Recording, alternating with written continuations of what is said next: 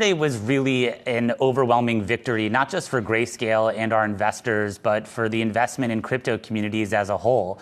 The panel of judges unanimously agreed with us 3-0 that the arguments we put forward in front of the court were such that the SEC acted arbitrarily and capriciously by approving the Bitcoin futures products, but not approving Bitcoin spot products like GBTC's conversion. And we really demonstrated, or rather the SEC didn't have a good explanation as to how to make a distinction between these two product types, given that they both derive their pricing from the same underlying Bitcoin market. And so this is a really, really important milestone on GBTC's path to eventually converting to an ETF. And so walk us through the timeline from this point. How soon could we see the actual spot ETF come forward? Well, so today is day one of a 45-day period during which the SEC can actually request a rehearing of the case. Okay. So we have to be a little bit patient. We have to follow the federal rules of appellate procedure here. And ultimately, the court will be issuing a final mandate that'll detail the operational next steps. In the interim, however, though, of course, our legal teams will be proactively working with the SEC to try and make for an expeditious as possible conversion of GBTC to an ETF. Now, Michael, I do have to ask, if the floodgates do open and this is finally approved, how will you differentiate your product from some of the other ones that have also been applying for spot Bitcoin ETFs? You know, it's a great question, Rochelle, and there's actually already quite a bit of differentiation. GBTC is just a couple weeks away from celebrating its 10th anniversary.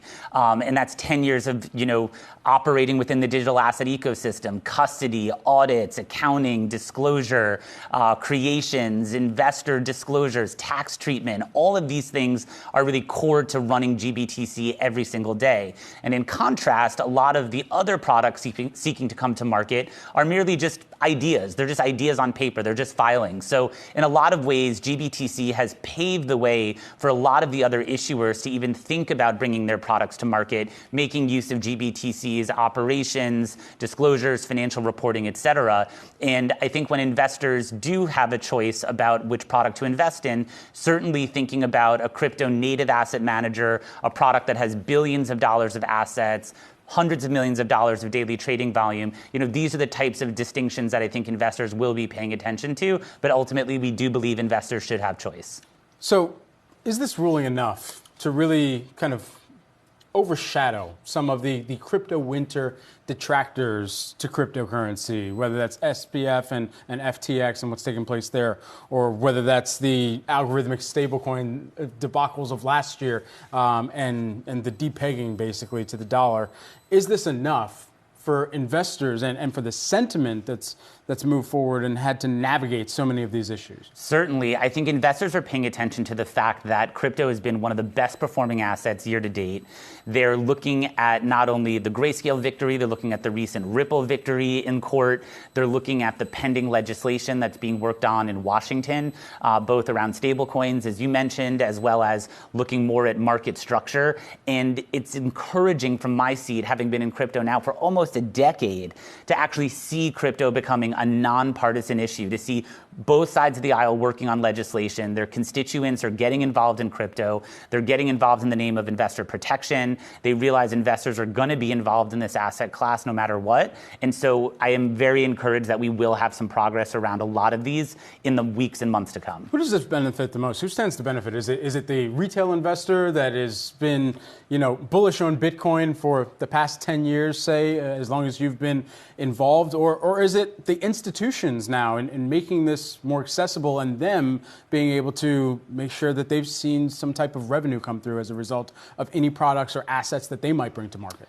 Ultimately, I think an ETF is a wrapper that is tried and true, and it's been used for everything from gold and other commodities to equities to, sub-themes. And I think there's no exception when it comes to Bitcoin, right? Investors appreciate the ETF wrapper as a way to give them greater protections. And this is a wrapper that's used both by retail investors as well as institutions. So I think this is an overall win for the investment community as a whole if we move forward with seeing these spot Bitcoin products like GBTC converting and coming into the market.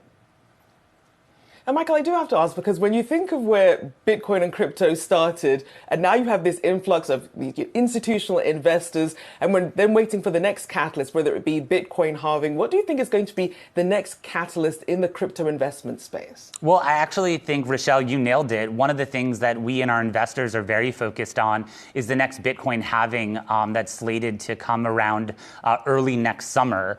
And as we think about both that as well as the regulatory and legislative landscape I just mentioned, I do think that it, portends for an environment around crypto like we actually haven't seen before, and some catalysts that could be really, really unique to continuing to underscore the staying power of the asset class.